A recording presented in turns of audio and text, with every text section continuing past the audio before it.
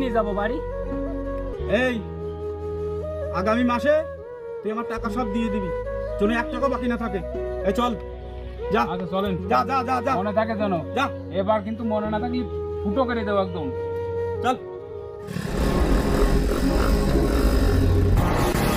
শালার জীবন চালাই কাই ভ্যান, সারাদিনই মানে 1-150টাও ইনকাম করতে পারিনি, তাও চাঁদা দেও। শরীফুল, জি ওস্তাদ। কি সমস্যা? মানুষ আমার নাম শুনলি ভয় পাচ্ছে না, এত বড় বড় দুটো পিস্তল দেখানো আসছে তাও ভয় পাচ্ছে না, কি সমস্যা? কিছু তো বুঝতিস না ওস্তাদ। হ্যাঁ? আরে এত বড় বড় অস্ত্র বতিও আমার কষ্ট হয়ে যায়, বিশাল ভার। তাহলে কি করা যায় বল? ওস্তাদ একটা কথা কই, আপনি শোনেন। আপনি রক কাটা শেখেন? আরে জ্বালা, তুই আর আমার ওই কসাইকের কাছে যাই রক কাটা শিখতে করছিস? ওরে কষাইয়ের কাছে যাবেন কেন? তাহলে আপনি যাবেন শিবিরের কাছে। জানেন না শিবির